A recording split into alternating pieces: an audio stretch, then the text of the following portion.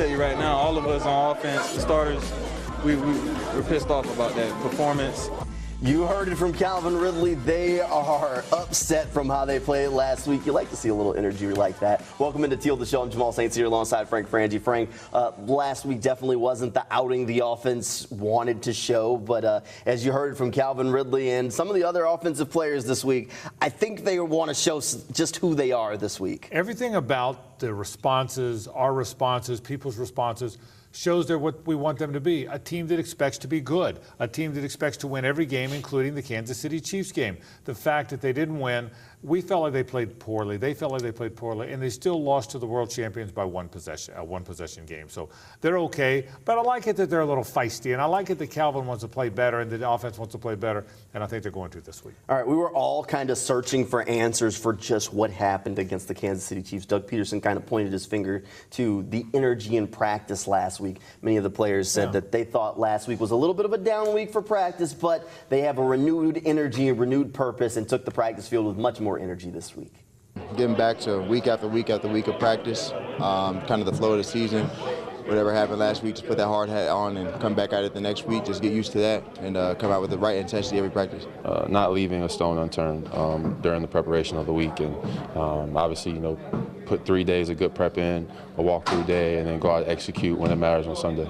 I kind of thought it was a little bit strange that they'd have a flat practice going into a big game that, is built up against the defending Super Bowl champions. But it is early in the season. Guys are getting fatigued as they kind of try to find that rhythm for how the season flows. Well, it wasn't just flat practices, Jamal. It was more than just being flat. They weren't very good in practice last week, from what I'm told. They didn't execute in practice. They didn't play very well in practice. It wasn't just an energy thing. It was an execution thing. Most coaches will tell you, you play like you practice. And if the offense is missing throws or dropping balls or going the wrong direction in practice, it's probably going to happen some in the game too. And I think that's what happened. They practiced not just lacking energy in practice, but they didn't practice very well. I think they practiced very well this week, by the way, from what I'm told, which is a good sign going into the Texans game. Well, if the defense didn't practice well last week, you know what? They played well on game day. They held the defending Super Bowl champions to less than 20 points, which is tough to do. Kansas City's offense is phenomenal. We've talked about it here multiple times over the course of the Teal, the shows we've been holding. But the defense played well on Sunday, and now they really want to continue to build off that. They said they don't want to just be good at the beginning of the season. They want to be a good defense for the entire season. We got off to a strong start last year, and I remember we had a little skid, and people, oh, what happened? So it's about just building, and then last week be last week. It's a new defense every week that we play that we got to focus on. It's a new offense that we're playing, new scheme. So we have to have a new approach coming onto the practice field every day. Yeah, the defense has definitely been a little bit ahead of the offense, maybe even a little bit better than we expected. Doug Peterson said, of course, they expected the defense to be good, though. Better than I expected. I will say that. And you just heard from Andre Cisco there. I'm telling you what, he's a good player. He's taken a giant step forward. Those safeties are very good. I think the line, the physicality, they're playing fast, they're playing physical. The defense has played well, and it's better than I expected it to. Now, look, you have to keep that going because every week's different, and every team's an NFL team. Just because you're a 9-point favorite and everybody expects you to win doesn't mean you're going to. But I think the defense is playing well. They're playing with a toughness, Jamal. They're playing with an attitude. They're playing with a speed about them that I don't think they played with last year. I'm excited to see where this defense goes as the season moves on. All right, it's like you said, every week is different. This week, the Jaguars are the favorites going against the Houston Texans team that's maybe not that great. They haven't won a game so far this season, so the Jaguars are the heavy favorites in this game. But overall, this team knows they need a win to bounce back from what they had last week and to get their second win in the AFC South. It'll be really important because that's our number one goal anytime we play an AFC South opponent. That's in order for us to do what we need to do, we got to conquer and win the AFC South. So that'll definitely be huge for us Sunday. And playoffs is the goal, regardless of what the outside record looks like. If you win the division, that's how the NFL is. You get a playoff berth. You throw the records out the window when these two teams face because the Texans just always feel like a team that has the Jaguars' number, Frank. They've played very well, and they've had their number here in Jacksonville. That's the thing. But Jacksonville's way better now than Houston. I don't think there's any debate about that. And I think Jacksonville's a focused team. I will tell you this. I think C.J. Stroud's a good player. I think he's going to wind up being the best rookie from this class. I think he's going to be better than Bryce Young. I think he's going to be better than Anthony Richardson. And I think in time he's going to be very good. He reminds me of Joe Burrow a little bit, a very smooth playing style, a very accurate passer. But I don't think he's going to beat the Jaguars this time around. He's young. It's a young team. They're a beat-up team. and the Jaguars should be ready to play. You know, Frank, since you brought up C.J. Stroud, we have to talk about the rookie quarterback. This is going to be the second rookie quarterback that the Jaguars have faced in just week 3 of the NFL season. C.J. Stroud has played fantastic, by the way. But normally you hear when a rookie goes against a defense that the defense has a little bit of an advantage in this one. Many of the Jaguars' defensive players aren't in agreement. Some say they do get a little bit of an advantage playing a rookie, and others say, they're in the NFL. I mean, he's played 2 games so far, so we were able to pick up, some tendencies. Overall, though, he's a good player. He does a really good job for his team. I don't think he has any turnovers right now, and hopefully we can change that this weekend. We got 2 weeks of film, so focus on what they've shown us in that 2 weeks and then trust it when the game comes. Well, we'll see just what C.J. Stroud can do on Sunday against the Jaguars. Coming up until the show returns, we'll start to talk a little bit more about the matchup and get you ready for what's going to be another home game kickoff here in Jacksonville. Stay tuned. More Teal the Show is coming up after this. Welcome back into Teal the Show. The Jaguars getting ready to take on the Houston Texans, week 3 of the NFL season. Frank, we were talking a little bit about it during the break. You have a very good perspective on C.J. Stroud. You actually got to call one of his games in college last year. Yeah, last year when the Jaguars had an off week, I called the Ohio State-Maryland game and got a chance to see him up close and personal. And he went against Talia Tungavailoa, 2 of his younger brother. And it was a heck of a game, back and forth, one-possession game, an offensive game. And I came out of that game thinking C.J. Stroud's better than I realized. Very smooth, very accurate, a great leader, a calm leader.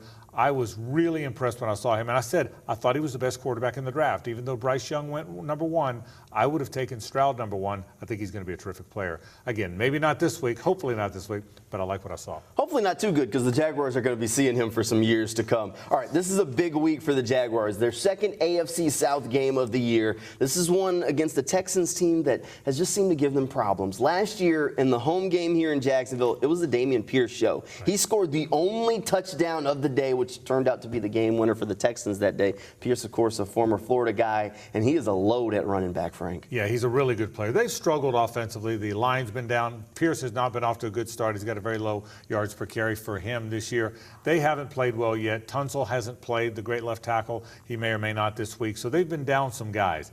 I don't think the Texans are where they're going to be. The Jacksonville Jaguars are a good bit better than the Texans, so they should win the game.